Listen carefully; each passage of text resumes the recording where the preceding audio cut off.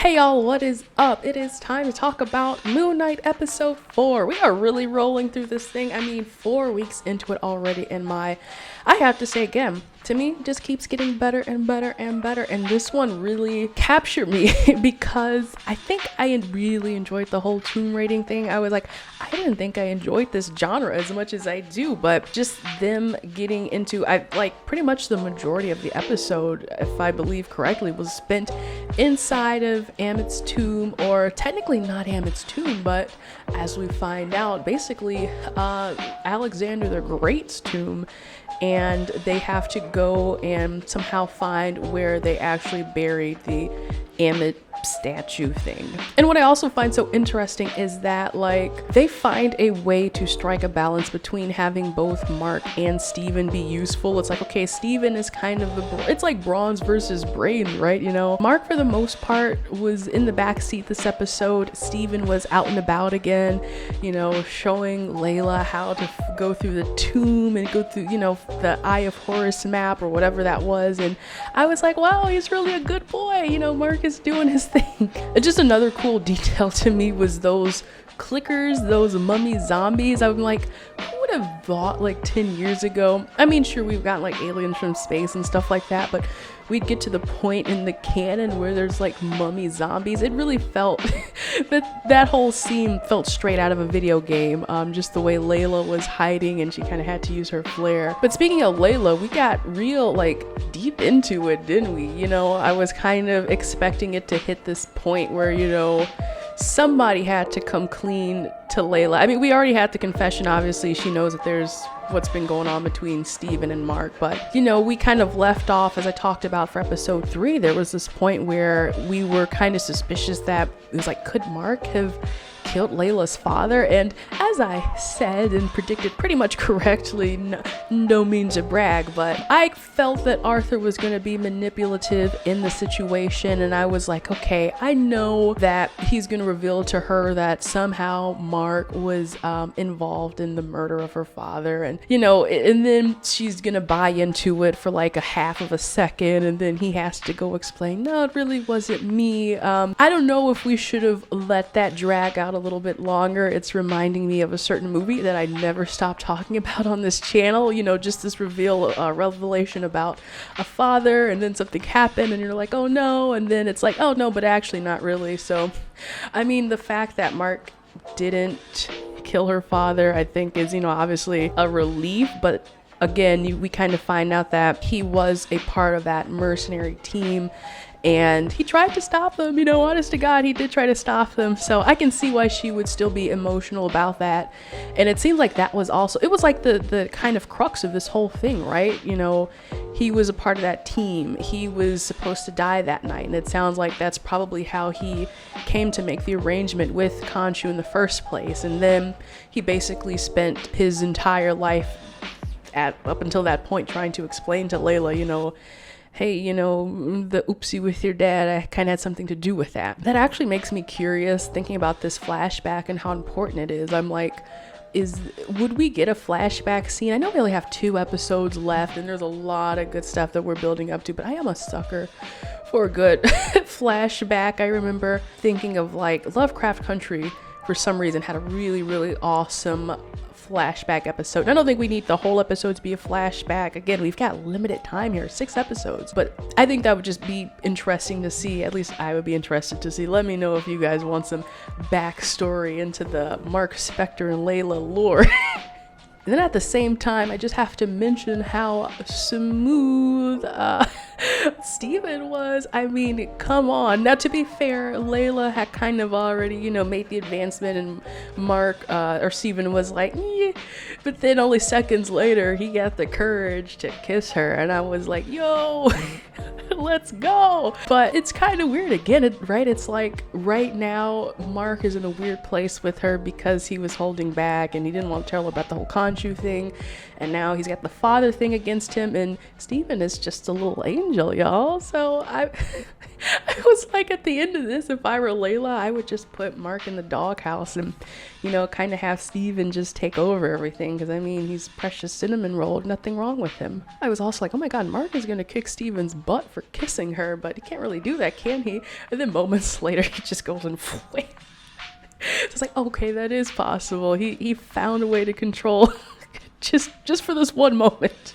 So, and now that kind of leads us to the whole climax of everything, right? They found Ammit's statue, and there's this whole point where I'm not sure what Arthur was doing and how, like, he had been there longer and somehow they still got to Ammit first. But, I was like, now that they have Ammit, what did they want to do with it? Again, I still don't know what the plan was, unless I've been missing something and I've been falling asleep on, like, the crucial plot elements. But that's kind of gone to crap anyway, because Arthur shot Steve and Mark.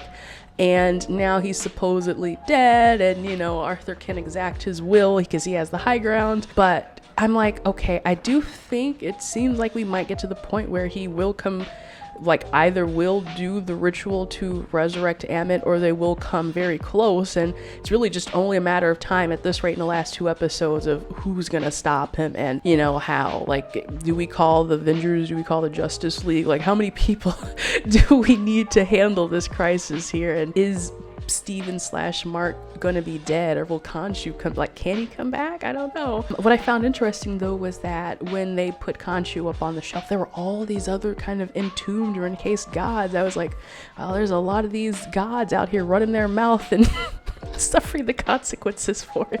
But I think we can all kind of agree that the most interesting part of this entire episode was the ending, those last 10 minutes where it was just a real mind bender, y'all. And I really, really love that stuff. It's, it was giving WandaVision and all of these shows where you're kind of like, what the heck is going on, right? We find Steven in this institution and he's sedated and he's watching a film, and the main character's name is Stephen Grant, and Layla is like a nurse and all these weird things. And I'm like, for a minute, I'm like, oh my God, are they gonna try to pull one of those, it's all in his head thing? Like, the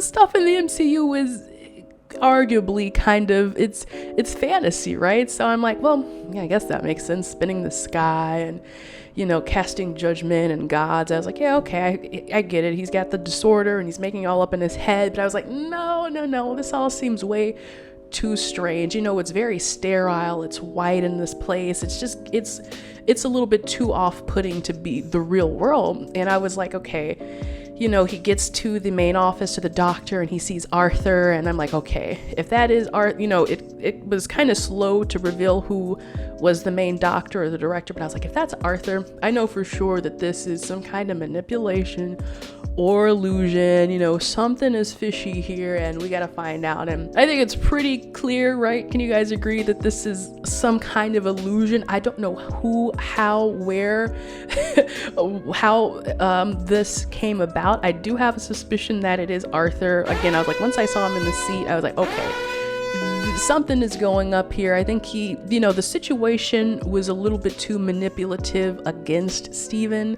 If it was like him actually creating it in his head, I don't think it would be as scary or as, Arthur heavy, if that makes sense. It just seems like the manipulation is on Arthur's side. And so I'm like, maybe Arthur kind of saved Steven and was like, okay, somehow I can manipulate his soul to stay longer, or manipulate him in the afterlife. I really don't know. It's trippy, y'all. It's really, really trippy. But it's like, okay, well, how does he come out of the light, right? Is he just gonna fight? He's been brought back from death before, but that was with the help of Khonshu. So now he's gonna basically have to find the will to go on and the will to live, which I know many of us, it would take 1,000 lifetimes to find that, but Mark and Steven are different. So I think he's really gonna pull through. It's just gonna be like, God, how? It might be one of those tropes where it's like, you gotta fight for someone you love or something like that. It's like you see Layla and it's like, okay, I found something to live for. If that happens, give me that money, Kevin Feige.